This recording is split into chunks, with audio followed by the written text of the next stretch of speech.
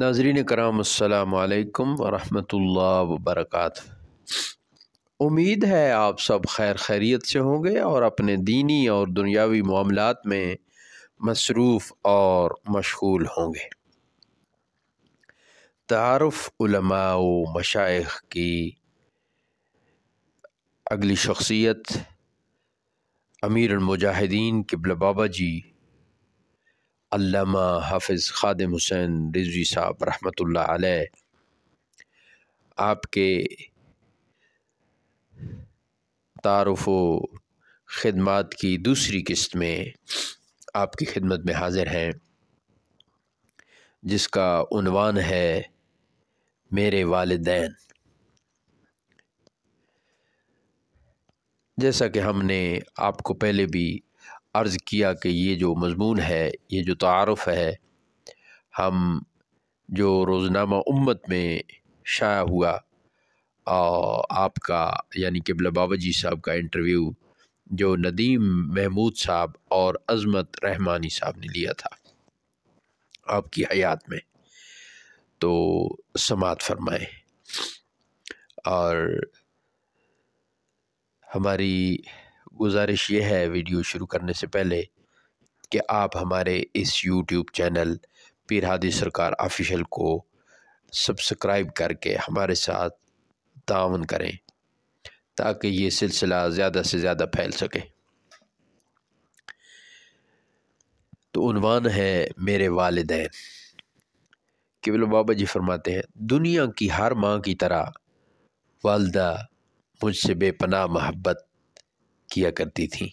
सारी उम्र मेरा बहुत ख्याल रखा, लेकिन मैं अपने वालिद साहब के ज़्यादा करीब था, जिनका नाम हाजी मलिक लाल ख़ान साहब था।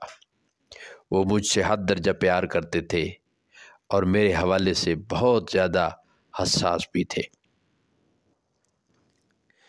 इसका अंदाज़ा इस बात से लगाया जा सकता है कि वो किसी को मेरे आगे ऊंचा नहीं बोलने देते थे। उनके सामने किसी की मजाल नहीं थी कि मुझसे बुलंद आवाज़ से बात कर ले। वालिद साहब के एक बचपन के दोस्त मोहम्मद नवाज़ हुआ करते थे, दूसरी जंग अज़ीम में फ़ौजी थे। मुझे आज भी याद है कि उन्होंने एक रोज़ मुझे वालिद साहब की मौजूदगी में तंज़न सूफ़ी कह दिया। इस पर वालिद साहब इतने बरहम हुए कि उसे मारने के लिए खड़े हो गए। बोले, इसकी जुर्रत कैसे हुई कि मेरे बेटे को तंज़न मुखातब करे। किस्सा मुख्तसर, नवाज़ साहब को मेरे वालिद साहब से माफ़ी मांग कर जान छुड़ाना पड़ी।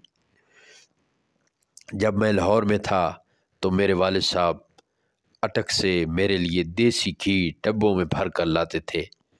गांव की औरतें कहती थीं कि आप इतना देसी घी खाते हैं कहते कि मेरा बेटा डालडा घी नहीं खाता, इसके लिए लेकर जा रहा हूँ।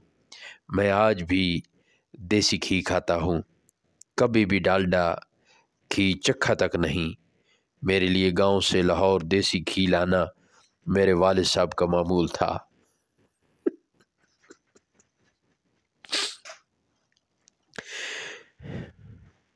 मेरे बरसरे रोज़गार होने के बाद भी ये सिलसिला जारी रहा, लेकिन इसका एक पैसा भी कभी भी उन्होंने मुझसे नहीं लिया। अगर पूछा जाए कि उसके एवज़ मैंने उनकी क्या खिदमत की, तो जवाब है कि वो अपनी खिदमत कराते ही नहीं थे, सिर्फ़ ये कहते थे कि जिस काम के लिए हमने तुम्हें तैयार किया है वो काम करो। वालिद साहब ने अपने लिए मुझसे कुछ भी नहीं मांगा। मैंने ज़बरदस्ती अगर कुछ देना चाहा तो भी इनकार कर दिया। कभी मूड में होते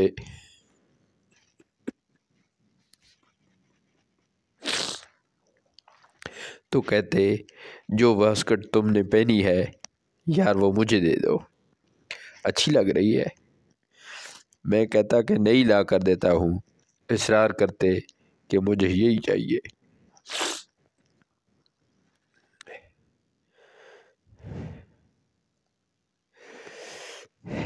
मैं अक्सर ब्राउन रंग की टोपी पहना करता था। कभी कभार ये टोपी भी मांग लिया करते थे। कहते کہ اس کا رنگ ایسا کہ بالوں میں تیل لگانے سے اس کا رنگ خراب نہیں ہوتا۔ وہ تارے میرے کا تیل لگایا کرتے تھے۔ آج میں بھی ان کی تقلید میں یہی تیل لگاتا ہوں۔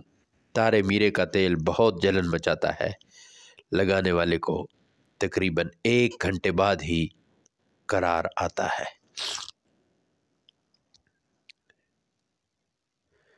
میرے بارے میں اس قدر احساس اور مجھ سے اتنا پیار تھا کہ ان کی محبت کا ایک دلچسپ پہلو یہ بھی تھا کہ وہ کبھی کبھی میرا بیگ اٹھا کر بسوں کے اڈے تک مجھے چھوڑنے، اللہ اکبر، اڈے تک چھوڑنے آتے۔ جب بھی چھٹیاں گزر کر اٹک سے واپس جیلم جاتا تو ہمیشہ میری والدہ بیگ اٹھا کر بس کے اڈے تک مجھے چھوڑنے آیا کرتی تھی۔ سبحان اللہ۔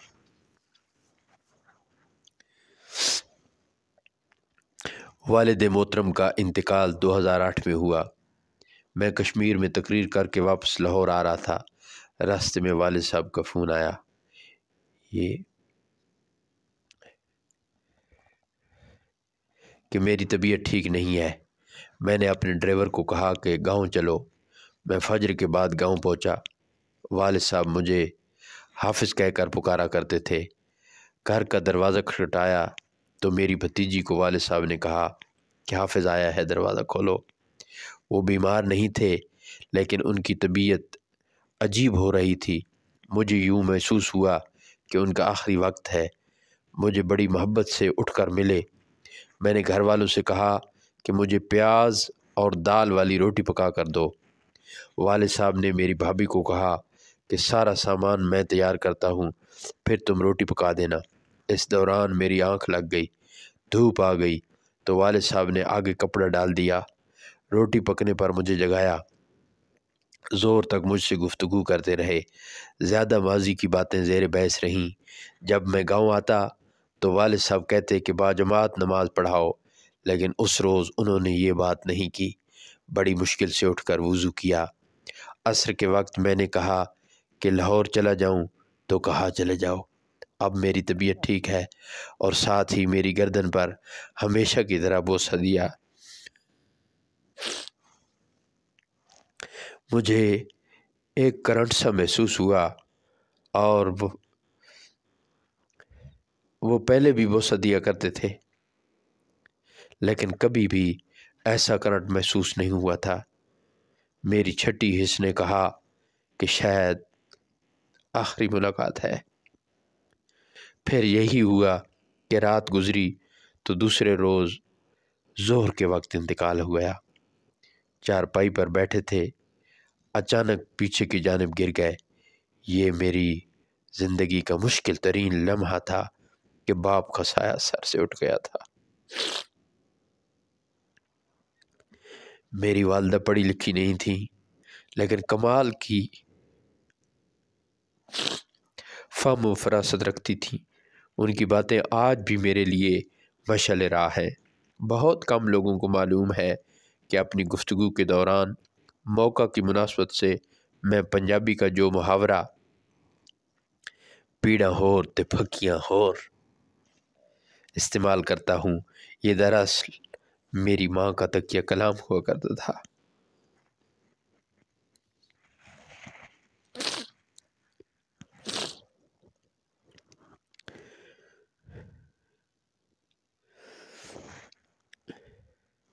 اس کا مطلب یہ ہے کہ درد اور ہے اور دوائیاں اور، یعنی جب ایک شخص کوئی بات کر کے اس کے پردے میں کسی پرانی بات کا بدلہ اتارنے کی کوشش کرے تو پھر یہ معاملہ استعمال کیا جاتا ہے۔ کوئی رشتہ دار اس نوعیت کی کاریگری دکھانے کی کوشش کرتا تو والدہ صاحبہ عموماً یہی محاورہ استعمال کیا کرتی تھیں۔ اسی طرح جیلم پڑھنے گیا تو 1 برس بعد ہی گھر آیا اور گھر آ گیا اور پڑھائی سے گھبرا گیا۔ گھر والے یاد آنے لگے، والدہ کو خط لکھا کہ میں واپس آ رہا ہوں، یعنی گھبرا گیا اور پھر گھر آ گیا تو اس سے قبل خط لکھا تھا کہ مجھ سے پردیس برداشت نہیں ہوتا۔ والدہ صاحبہ نے بڑے بھائی امیر حسین سے کہا، یعنی محترم حاجی امیر حسین صاحب جو اب حیات ہیں، کہ خادم کو خط لکھو۔ بھائی نے خط لکھ لیا تو کہا ساتھ میں پنجابی کا مائیہ بھی لکھو، جو اس طرح تھا: کالے کام آئیا وڈے دل کریے، پردیس کٹینے تام آئیا۔ پرائے دیس میں وقت کاٹنے کے لیے دل بڑا کرنا پڑتا ہے۔ والدہ صاحبہ مجھے یہ اکثر فرمایا کرتی تھیں، جوان اور گھوڑے کا کوئی وطن نہیں۔